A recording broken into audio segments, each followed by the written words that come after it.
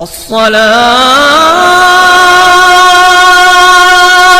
خير من النوم۔ السلام علیکم ورحمۃ اللہ وبرکاتہ۔ میں ہوں رشید اختر اور آپ دیکھ رہے ہیں سجاد نظامی ورلڈ۔ امید کرتا ہوں آپ لوگ خیریت سے ہوں گے۔ اللہ اور بھی آپ کو خوش رکھے، شاد و آباد رکھے، دین و دنیا کی دولت سے مالا مال فرمائے، آمین یا رب العالمین۔ دوستو، آپ نے ولیوں کی کراماتیں تو بہت سنی ہوں گی، لیکن آج میں 17 باتیں اولیاء اللہ کی بارگاہ سے انشاءاللہ تعالیٰ آپ تک پہنچانے کی کوشش کرتا ہوں۔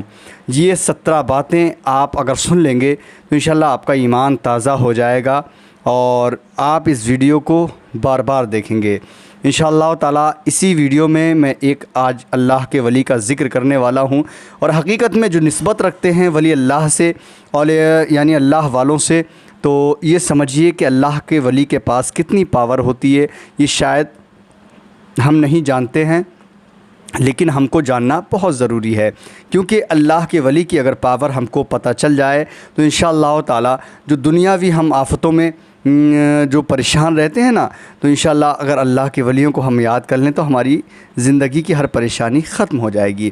آئیے میں یہاں سے شروع کرتا ہوں، لیکن آپ لوگوں سے مؤدبانہ گزارش یہی کروں گا کہ آپ اس ویڈیو کو شروع سے لے کے آخر تک دیکھیں اور اپنے دوست و احباب میں پہنچا دیں سننے کے لیے۔ بسم اللہ الرحمن الرحیم۔ ٹھیک ہے، انشاءاللہ تعالیٰ سنیے اولیاء اللہ کی یہ 17 باتیں۔ نمبر 1، اولیاء اللہ کی خدمت میں حاضری کے لیے سفر کرنا۔ اولیاء اللہ کی خدمت میں جانے کے لیے حاضری کے لیے سفر کرنا ہے۔ نمبر 2، ان سے روحانی و باطنی فیض حاصل کرنا۔ نمبر 3، اولیاء اللہ کے دربار میں مردہ مچھلی زندہ ہو گئی۔ نمبر 4، پھر اس مچھلی کا پانی پر تصرف ہو گیا اور وہ جہاں سے گزرتی گئی راستہ بنتا گیا۔ یعنی کہ یہ اس مچھلی کا ذکر ہو رہا ہے جو حضرت موسیٰ علیہ السلام مطلب جب حضرت خضر علیہ السلام سے ملاقات کے لیے جب گئے تھے تو وہ مچھلی جو پکی ہوئی آپ کے پاس رکھی تھی وہ زندہ ہو کر اور تالاب میں چلی گئی تھی، ہے نا۔ یہ اسی کہ اولیاء اللہ کے دربار میں مردہ مچھلی بھی زندہ ہو جاتی ہے اور پھر وہ مچھلی جو ہے پانی پر چلی جاتی ہے اور راستہ بنتا چلا جاتا ہے۔ نمبر 5، اولیاء اللہ کو اللہ تعالیٰ کی طرف سے خاص رحمت اور علم لدنی عطا ہوتا ہے۔ نمبر 6، اللہ تعالیٰ نے ایک باطنی نظام بھی مقرر فرما رکھا ہے جسے اللہ کے مقبول بندے چلاتے ہیں بے شک۔ نمبر 7، اولیاء اللہ کا پانی پر پورا تصرف ہوتا ہے، یہ بھی حق ہے۔ نمبر 8، اولیاء اللہ کی نگاہ دونوں کناروں پر ہوتی ہیں، دنیا و آخرت ان کے سامنے ہوتے ہیں بے شک۔ نمبر 9، اللہ کے مقبول بندے پیشانی پر نگاہ سے ہی تمام احوال معلوم کر لیتے ہیں، یعنی کہ دنیا کے اندر کوئی ایسی طاقت نہیں ہے جو پیشانی پر نگاہ ڈالنے کے بعد پتہ کر سکے کہ کیا پریشانی ہے یا کیا حال ہے اس کا، لیکن اللہ کے ہی مقبول بندے ہیں، یہ ولی اللہ ہیں، یعنی وہ ولی ہے جو پیشانی پر نگاہ ڈالنے کے بعد ہی اس کے حال معلوم کر لیتے ہیں۔ نمبر 10، لوح محفوظ اولیاء کے پیش نظر ہوتی ہے۔ نمبر 11، وہ تقدیریں بدل دیتے ہیں۔ نمبر 12، ایمان جان سے زیادہ عزیز ہوتا ہے یہ ولیوں کے لیے۔ نمبر 13، اللہ تعالیٰ کے دیے ہوئے علم سے وہ لوگوں کے حالات سے واقف ہوتے ہیں بے شک، سبحان اللہ۔ نمبر 14، ان کی نگاہیں زمین کے نیچے دفن چیزوں کو دیکھ سکتی ہے، یعنی ولی اللہ کی نگاہیں جو ہیں اگر زمین کے اندر چیزیں دفن بھی ہیں ان کو بھی دیکھ سکتی ہیں۔ نمبر 15، اولیاء گرتی ہوئی اشیاء کو روک دیتے ہیں۔ نمبر 16، ان کے کاموں پر اعتراض نہیں کرنا چاہیے۔ نمبر 17، ہر چیز کے صرف ظاہر پر ہی نظر نہیں رکھنی چاہیے۔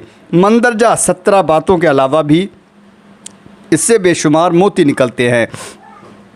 آج کی اس گفتگو میں ہم ان 17 باتوں کے 17 چیزوں کے متعلق عرض کریں گے، اس لیے کہ ان کا اصل قرآن کریم سے ثابت ہو گیا، اور قرآن سے بڑھ کر کوئی سی کتاب نہیں ہے۔ کون سی کتاب ہے؟ جو بات قرآن حکیم سے ثابت ہو جائے اس میں شک و شبہ مومن کی شان سے بعید ہے۔ تفصیل میں آپ کو بتا رہا ہوں، اب آپ حضرات ان 17 باتوں کی تفصیل سماعت فرمائیے۔ اولیاء اللہ کی خدمت میں حاضری کے لیے سفر تو قرآن کریم کی آیت پاک سے ثابت ہو گیا کہ اولیاء سے ملاقات کے لیے حاضری انبیاء کی سنت ہے۔ اگر ہم کسی ولی اللہ کے مزارات پر اگر ہم جاتے ہیں حاضری کے لیے تو ان ولی اللہ کے مزار پاک پر حاضری کے لیے جانا یہ انبیاء کی یعنی نبیوں کی سنت ہے۔ اولیاء اللہ کی حاضری کے متعلق میں یہاں پر صرف ایک واقعہ عرض کرتا ہوں، جس سے یہ بھی واضح ہو جائے گا کہ مقبولان خدا کی بارگاہ میں حاضری کے آداب کیا ہیں۔ شہنشاہ جیلان اور ایک غوث۔ بہجت الاسرار شریف میں حضرت عبداللہ تمیمی فرماتے ہیں کہ میرا طالب علمی کا زمانہ تھا اور میں بغداد کے مدرسہ نظامیہ میں تعلیم حاصل کرتا تھا۔ ایک دن ہمیں علم ہوا کہ شہر سے کچھ دور ایک مقبول خدا ہیں جنہیں غوث کہا جاتا ہے۔ ہمیں ان کی زیارت کا شوق ہوا۔ میں اور میرے دو ساتھی طالب علم ابن سقا نے کہا کہ میں اس غوث سے ایسا سوال کروں گا کہ وہ چکرا جائے گا اور میرے سوال کا جواب نہیں دے سکے گا، لیکن کہتے ہیں الٹی ہی چال چلتے ہیں دیوان گانے عشق، آنکھوں کو بند کرتے ہیں دیدار کے لیے۔ ایک بہت بڑا عالم ایک اللہ کے ولی کی بارگاہ میں جا رہا ہے اور کہتا ہے کہ میں آج غوث اعظم سے ایسا سوال کروں گا کہ وہ چکرا جائے گا اور میرے سوال کا جواب نہیں دے سکے گا، لیکن آگے ہوتا کیا ہے سنیے انشاءاللہ۔ میں نے کہا میں سوال تو بڑا سخت کروں گا، دیکھو اس کا کیا جواب دیتا ہے۔ شیخ عبد القادر جیلانی کہا تمہارے الفاظ ٹھیک ہیں، یہ کلمات بے ادبی سے بھرے ہوئے ہیں، میں تو ان کی خدمت میں حاضر ہو کر صرف یہ دیکھوں گا کہ مجھے کتنا فیض ملتا ہے۔ تینوں جب وہاں پہنچے تو وہ بزرگ ان کے دیکھتے ہی دیکھتے غائب ہو گئے، پھر اچانک ظاہر ہوئے اور ابن سقا کی طرف غضب کی نگاہ کر کے فرمایا، اے ابن سقا، خدا تیرا بھلا نہ کرے، تو مجھ سے ایسا مسئلہ پوچھتا ہے جس کا جواب مجھے نہ آتا ہو۔ سن، تیرا سوال یہ ہے اور یہ اس کا جواب ہے۔ میں دیکھ رہا ہوں کہ تیرے جسم میں کفر کی آگ کے شعلے نکل رہے ہیں۔ اللہ اللہ، یعنی کہ ابھی انہوں نے سوال بھی نہیں کیا ہے اور وہ اللہ کا ولی سوال بھی بتا دے رہا ہے اور جواب بھی اس کا بتا دیا ہے۔ اللہ اکبر۔ عبداللہ بن علی تمیمی فرماتے ہیں پھر وہ بزرگ میری طرف متوجہ ہوئے اور فرمایا، اے عبداللہ، تیرا خیال ہے کہ میں تیرے سوال کا جواب نہ دے سکوں گا، تیرا سوال یہ ہے اور اس کا جواب یہ ہے۔ یعنی حضرت عبداللہ تمیمی کا بھی سوال بتا دیا اور جواب بھی دے دیا اور کہا میں دیکھ رہا ہوں کہ دنیا تیرے کانوں کی لو تک پہنچ چکی ہے۔ اللہ اکبر۔ پھر شیخ عبد القادر جیلانی کی طرف متوجہ ہوئے اور ان کو سینے سے لگا لیا، فرمایا، اے عبد القادر، تم نے ادب کی وجہ سے اللہ اور اس کے رسول کو راضی کر لیا ہے اور میں دیکھ رہا ہوں کہ تو بغداد کے منبر پر بیٹھا ہوا وعظ کہہ رہا ہے اور لاکھوں انسان تیرے بیان سے فیضیاب ہو رہے ہیں، اور تو کہہ رہا ہے قدمی ھذا علی رقبتی کلی ولی اللہ، میرا یہ قدم تمام اولیاء اللہ کی گردن پر ہے، اور مجھے یہ بھی نظر آ رہا ہے کہ تمام اولیاء اللہ نے تیری بزرگی کے سامنے اپنی گردنوں کو جھکا دیا ہے۔ سبحان اللہ، ماشاء اللہ۔ کہتے ہیں اگر ولی کی بارگاہ میں جاؤ تو اپنے دل سنبھال کر جاؤ، کیونکہ وہ ہمارے دل کی تختی کو پڑھ لیا کرتے ہیں۔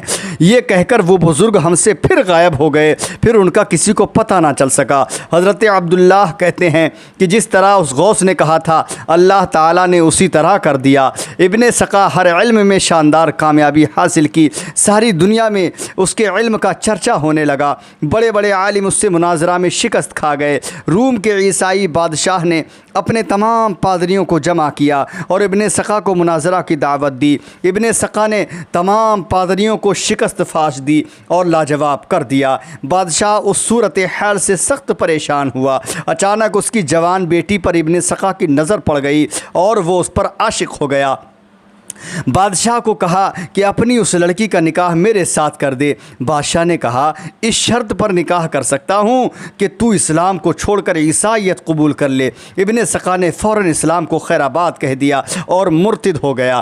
بادشاہ نے اپنی لڑکی کا نکاح اس سے کر دیا۔ نکاح کے ساتھ ہی اس کے جسم میں کوڑ کی بیماری پھیل گئی۔ بادشاہ نے اس کو اٹھوا کر شہر سے باہر پھینک دیا۔ جو آدمی اس کے پاس سے گزرتا تھا اس پر لعنت بھیجتا تھا۔ لوگ کہتے یہ وہ آدمی ہے جس نے ایک ولی اللہ کی بے ادبی کی ہے۔ آخر وہ اسی حالت میں ایریاں رگڑ رگڑ کر مر جاتا ہے۔ اللہ اکبر۔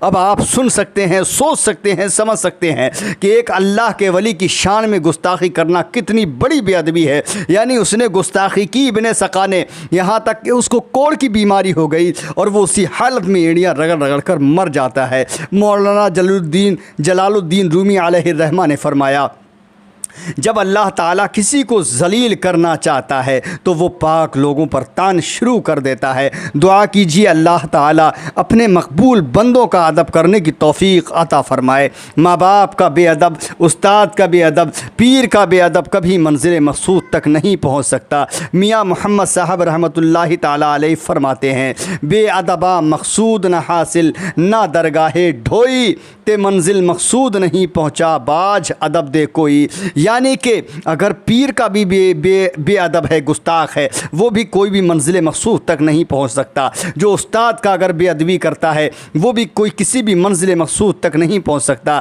اگر ولی اللہ کا کوئی بے ادبی کرتا ہے وہ بھی کسی منزل مقصود تک نہیں پہنچ سکتا۔ اگر اپنے ماں باپ کی بے ادبی کرتا ہے تو وہ بھی کسی بھی منزل مقصود کو نہیں پہنچ سکتا ہے۔ اولیاء اللہ کے بارے میں اور ان کی شان میں گستاخیاں کرنے والے لوگوں کو ابن سقا کا یہ واقعہ سن کر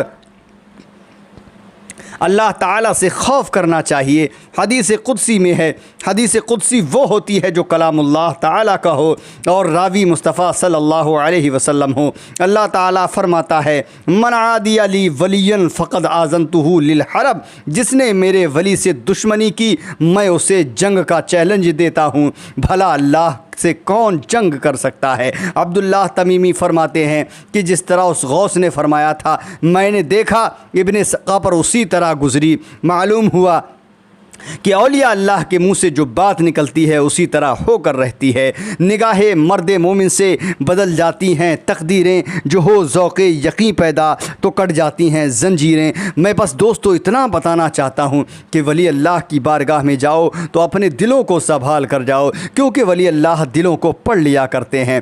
ہماری نیت میں کھوٹ ہے وہ جانتے ہیں، ہماری نظر میں دھوکہ ہے وہ جانتے ہیں، ہمارے من میں کوئی کھٹکا ہے وہ جانا کرتے ہیں۔ دوستو اللہ کے ولیوں سے محبت رکھو، اللہ کے ولیوں سے نسبت رکھو۔ انشاءاللہ تعالی اگر ہم نے سچی اور پکی نسبت ولی اللہ سے رکھی، انشاءاللہ ہم دنیا کے اندر بھی کامیاب ہو جائیں گے، مرنے کے بعد اپنے قبروں میں بھی کامیاب ہو جائیں گے اور کل میدان محشر میں بھی کامیاب ہو جائیں گے انشاءاللہ تعالی۔ بس میں انشاءاللہ کل ملتا ہوں اگلی ویڈیو میں، جب تک کے لیے اللہ حافظ، دعائے خیر میں یاد فرمائیں۔ السلام علیکم ورحمۃ اللہ وبرکاتہ۔ دیکھتے رہیے سجاد نظامی ورلڈ یوٹیوب چینل، آپ کا اپنا۔